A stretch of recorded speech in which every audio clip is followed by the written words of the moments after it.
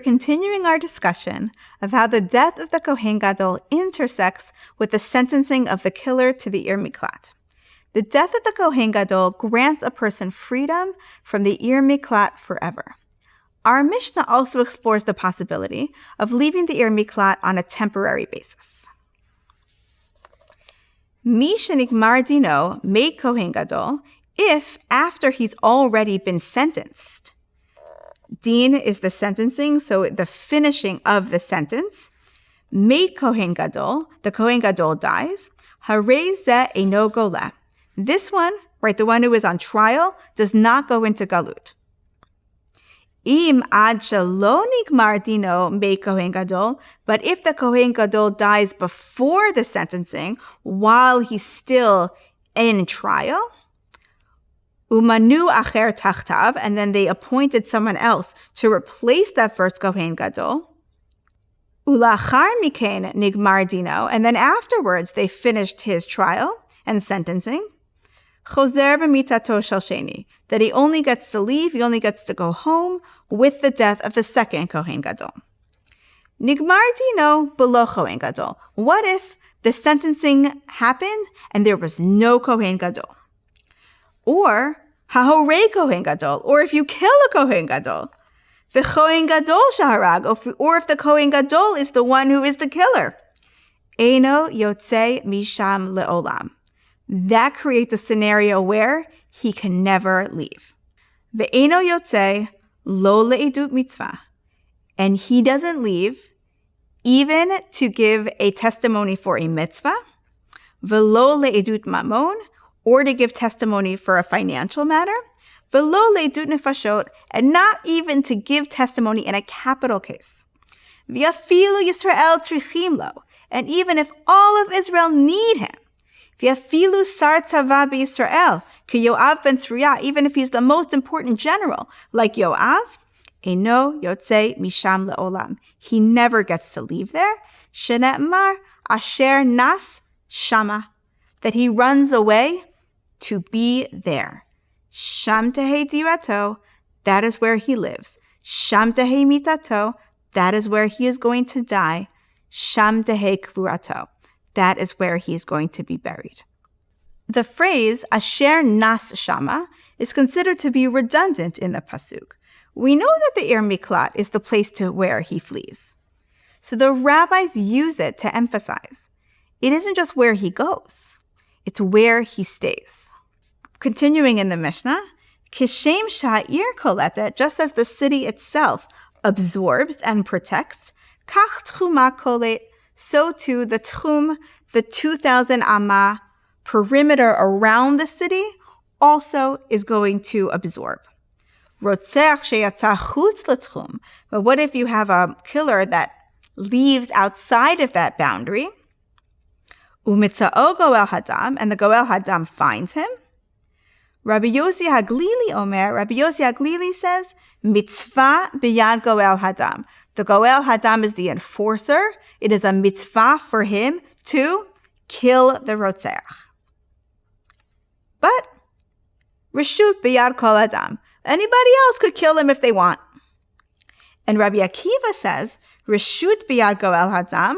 The goel hadam is permitted to kill him. V'chol adam chayavin alav. But if any other person were to try to kill him, they would be liable for the death penalty. In the opinion of Rabbi Yossi Haglili, we have an amazing extension of this transformation of the laws of the Ir Miklat and the Goel Hadam. No longer is the Ir Miklat a literal safe haven. It is a prison, and there are consequences for leaving. And no longer is the Goel Hadam an enraged vigilante. He is an enforcement mechanism. The Goel Hadam is the threat that keeps the Rotzeach where he has been condemned to stay. The Goel Hadam is commanded to take revenge, to be a self- and court-appointed executioner. If we just had the psukim, you would have thought that if there is no Goel Hadam, and there is no threat to the life of the Rotzeach, then he goes free. He's innocent. Ve'ein lo mishpat mavet. But the rabbis understand that there needs to be an Ir Miklat, even absent a Goel Hadam, because the function of the Ir Miklat is punishment and atonement, not merely protection. And it seems that according to Rabbi Yossi Haglili, if there was no self-appointed Goel Hadam, the courts would be wise to appoint one. In the absence of a Goel Hadam, then anyone is free to kill this person who has taken the life of another. Essentially, Rabbi Yossi Haglili thinks that the Rotzeach is a murderer with a life sentence instead of a death sentence. If he leaves the Ir Miklat in a way that is not authorized, then he indeed has a death sentence in the form of a bounty on his head.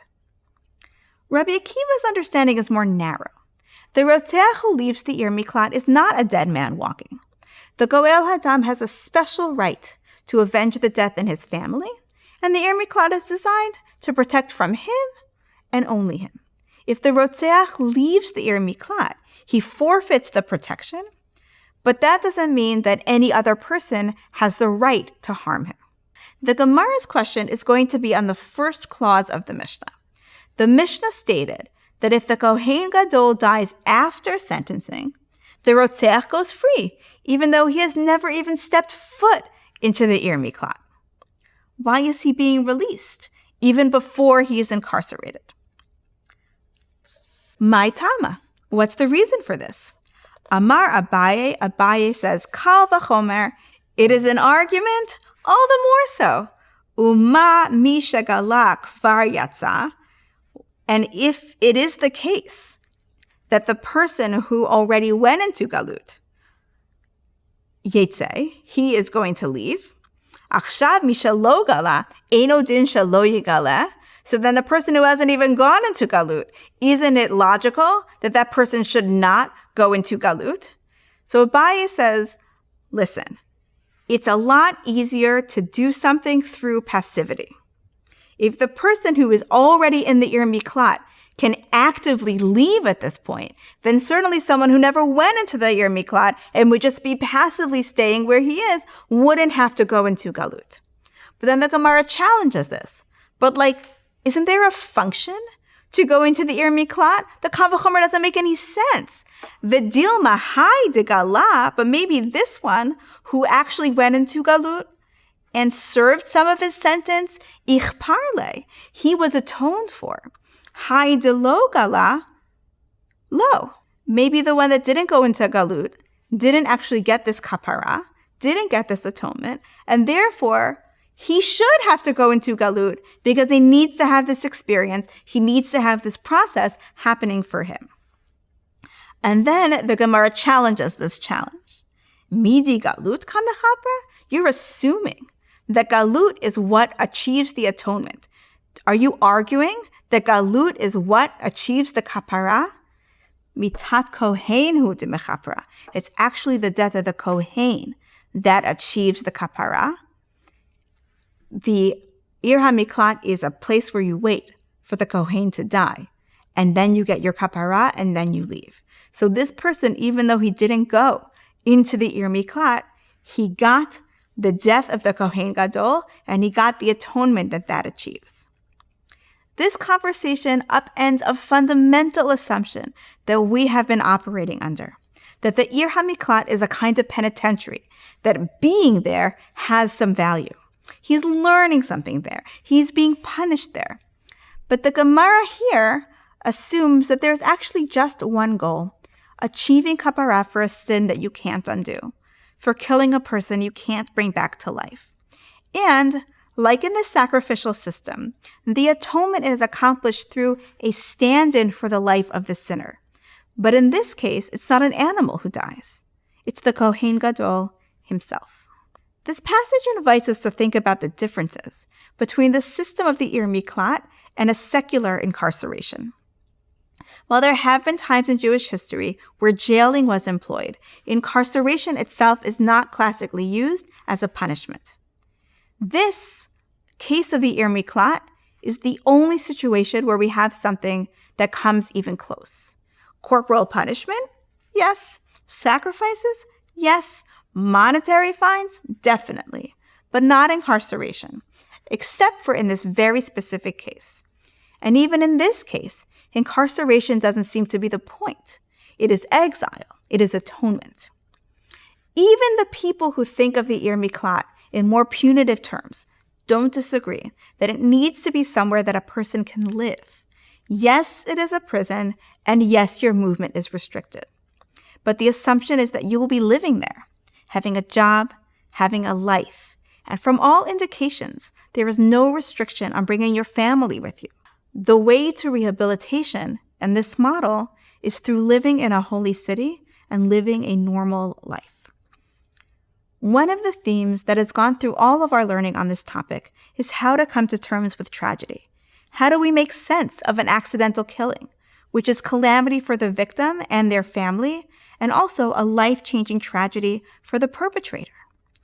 Part of how the Talmud attempts to make sense of this accident is to bring order to it, to bring trials and procedures to what seems like a biblical, high-stakes game of tag, to bring clarity on what a life in the miklat should look like, how it can be safe and sustainable and sane. And a lot of work is done to make the Goel Hadam, who seems like a lawless vigilante, into an agent of Beit Din. On a fundamental level, it doesn't change what happened, how horrible and how senseless.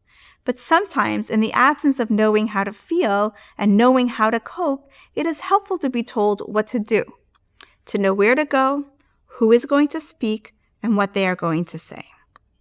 We hope that you've enjoyed and benefited from all of the hard work that went into studying the material for this course. Studying Talmud is uniquely challenging and uniquely rewarding. Yishar kochachem.